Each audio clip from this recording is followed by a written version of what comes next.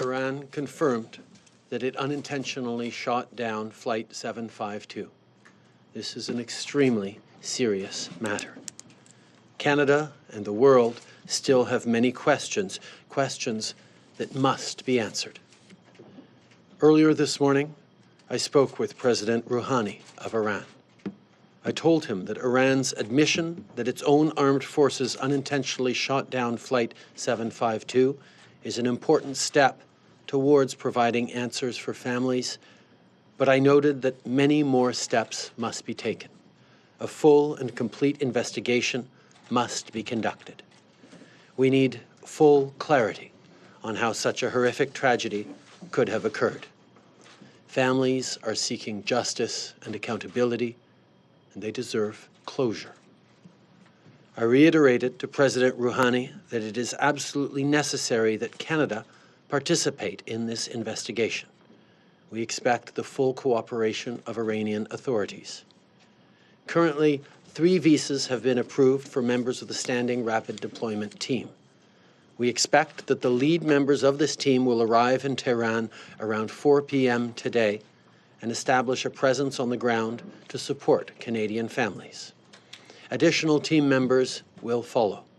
We're working with our partners who are facilitating the process by which visas are granted, and currently the Iranians are cooperating in granting visas.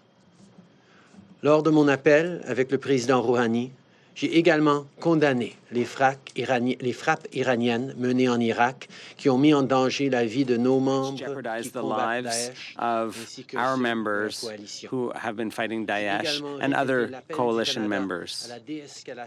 I called for de-escalation of the tensions in order to ensure peace and stability in the region. Of tension like these, that tragedies like this crash can happen, causing great loss of innocent life.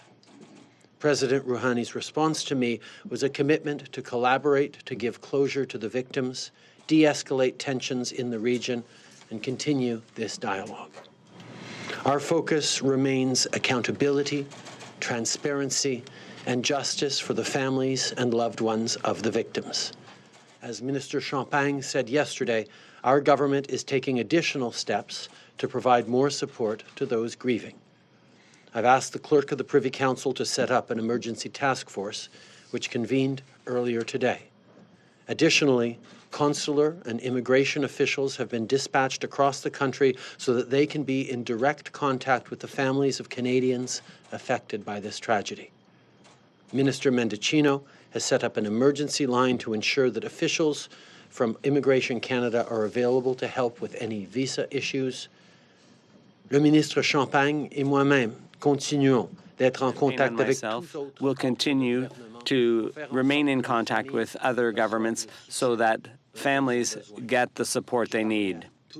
I've spoken to all opposition leaders and to many premiers in the affected provinces.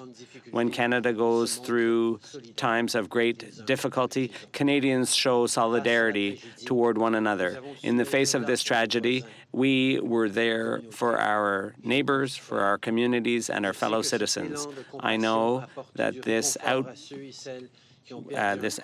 outburst of compassion will continue in the wake of this tragedy.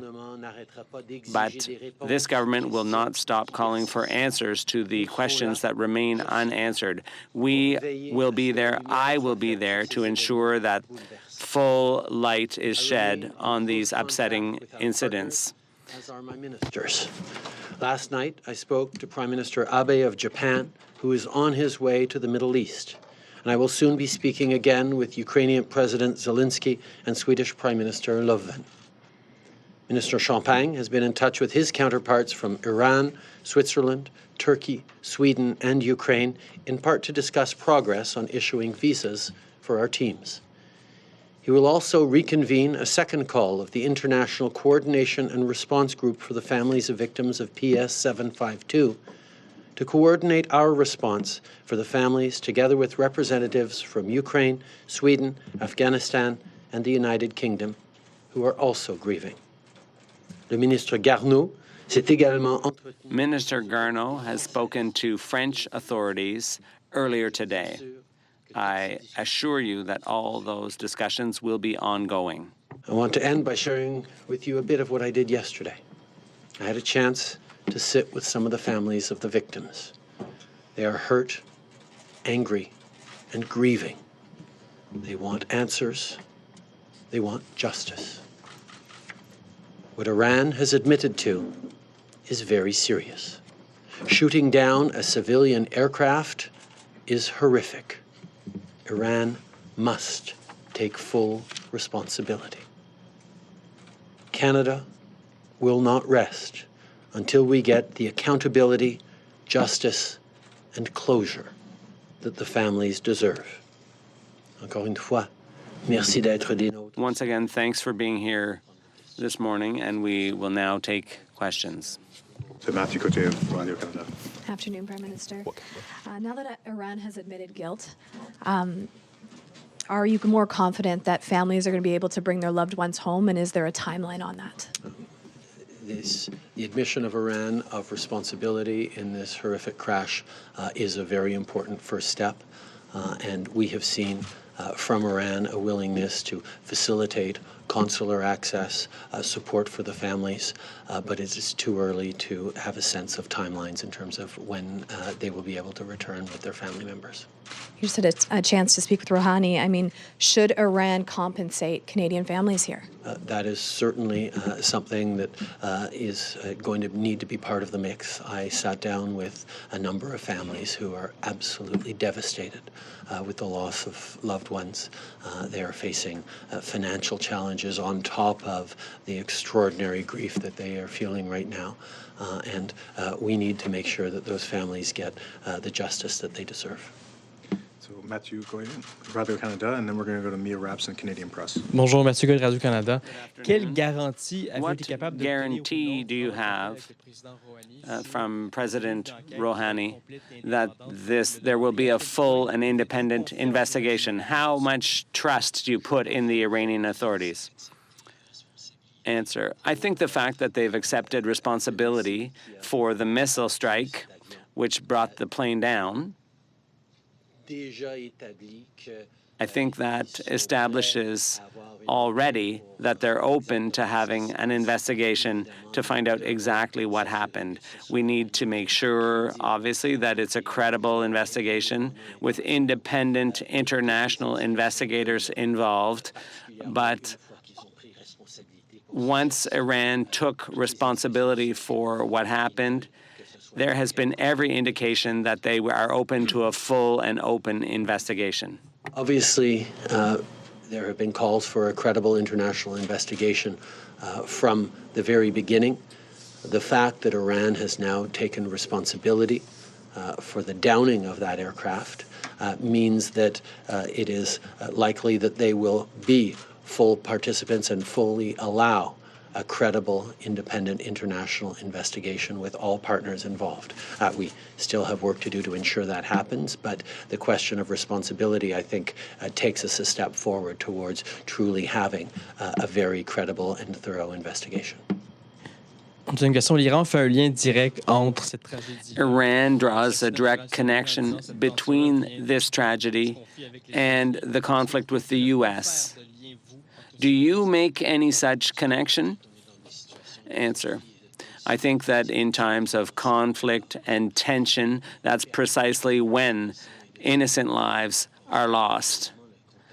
Obviously, in this context, in the Middle East these days, that contributed to this tragedy. But Iran did the right thing and took responsibility for the downing of this plane and for this tragedy. And Boris Poole of Radio Canada. Mr. Prime Minister, you said that the tensions in the region sort of contributed to this, and you expect Iran to take full responsibility. But Iran is still pointing some fingers at the United States, as are many others, for raising tensions in the first place. Do you share those views, and do you plan to speak with the U.S. President and discuss it? I've had a number of conversations with the U.S. President recently and will continue to. The reality is there have been significant tensions in that region for a long time. And what we are calling for now is a de-escalation. to ensure that there are no more tragic accidents or loss of civilian life, as well as moving forward to the peace and stability that is deserved by everyone in the region. Our focus right now is primarily on ensuring accountability, answers, and closure for the victims, and that is what we are engaged with. The Ukrainian airlines executives are questioning why Iran didn't warn them about this, that there were potential missiles in the area, that they didn't close the airspace. Are you confident that this was actually an accident?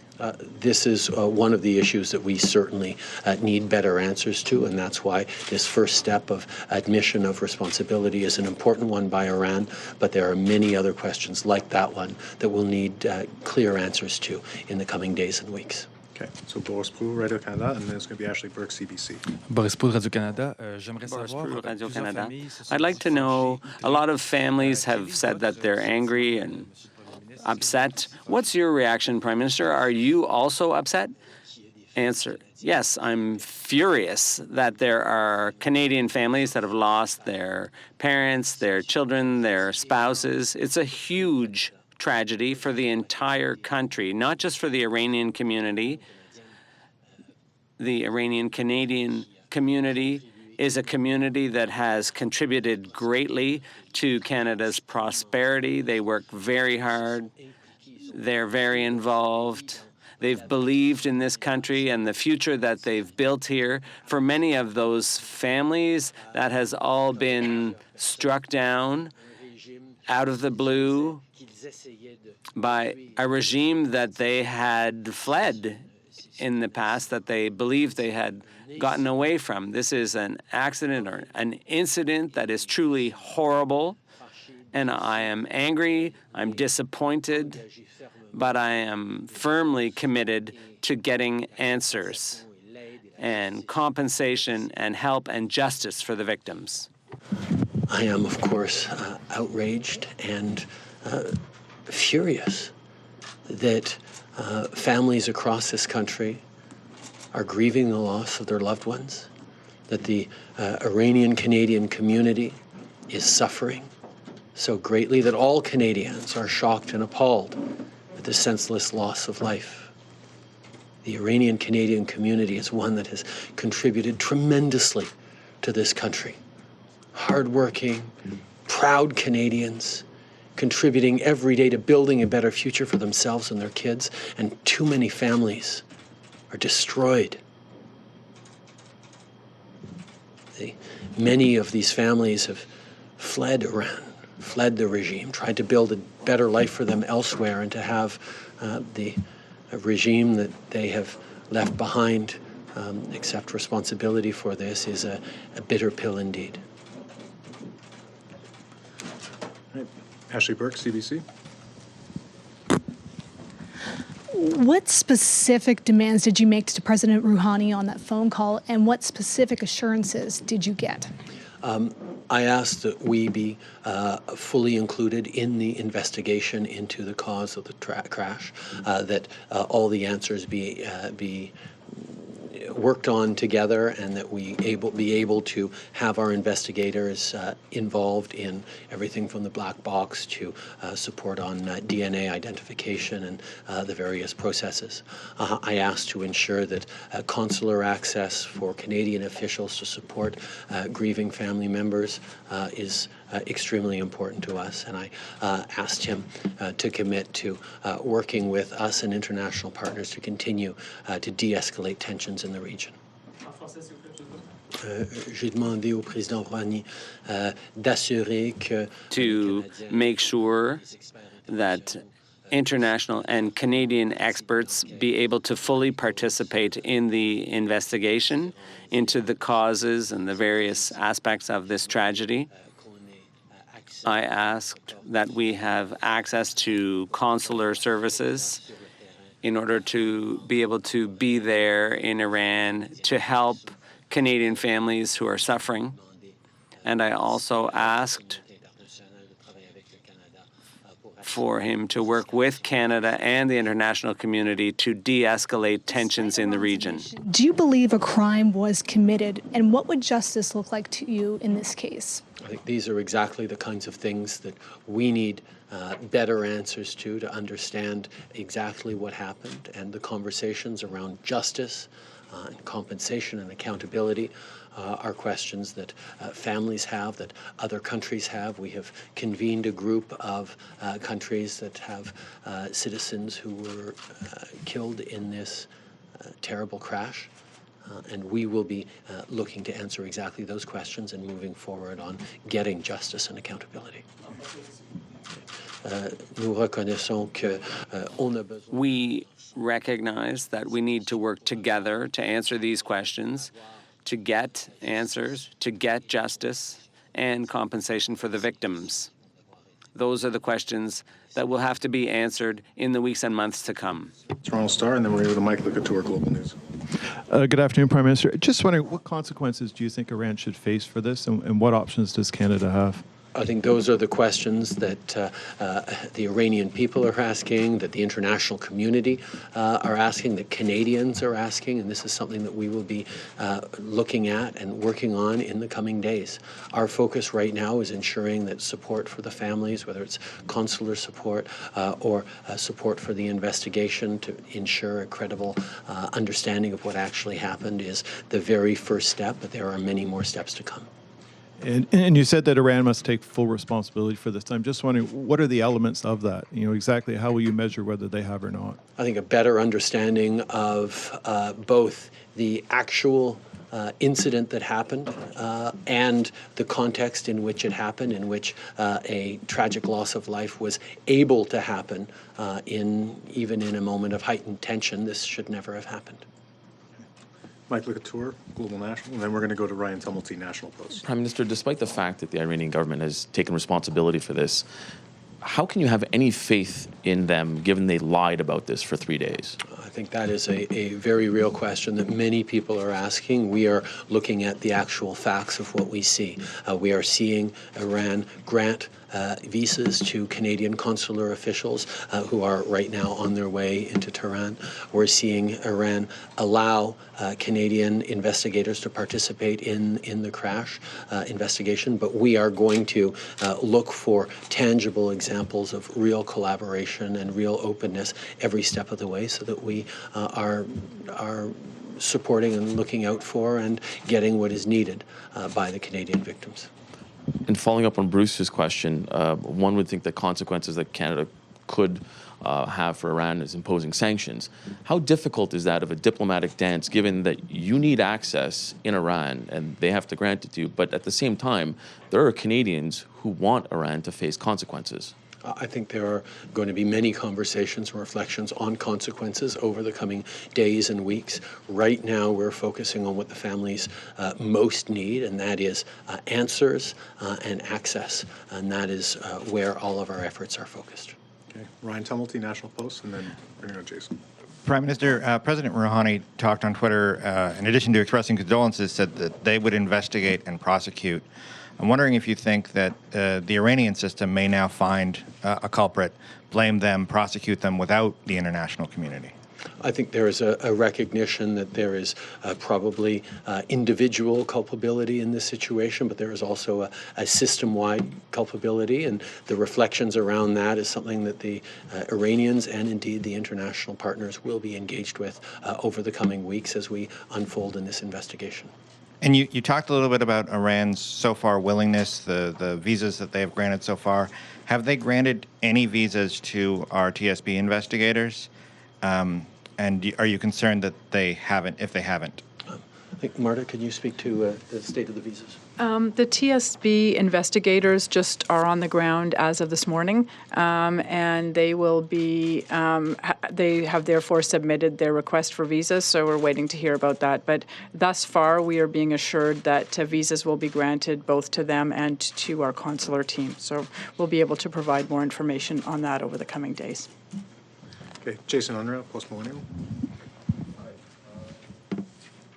Public Safety has listed Quds Force as a terrorist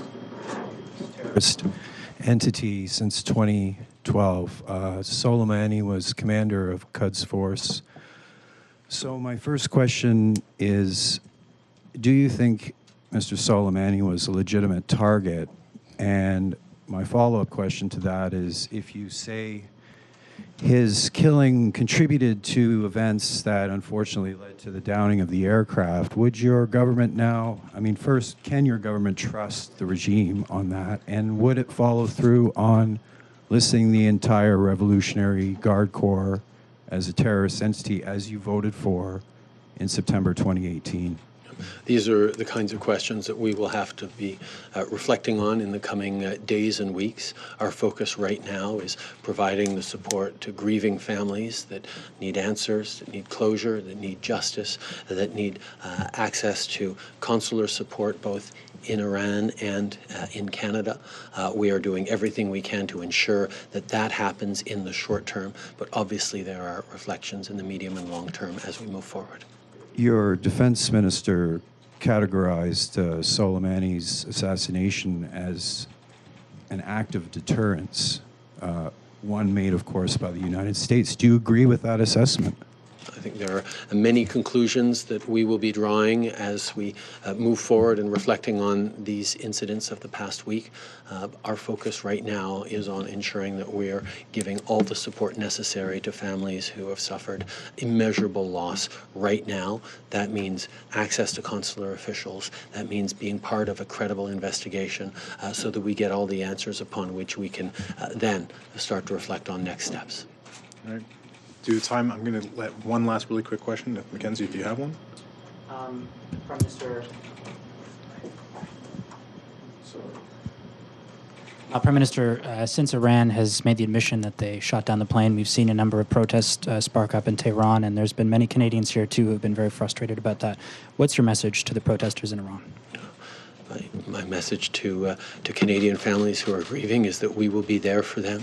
The message to people around the world who are outraged at this incident is that they should be demanding answers, and they should be demanding accountability and justice as well. This is a tragedy that should not have happened, and we need to make sure that we are supporting families who are going through terrible grief.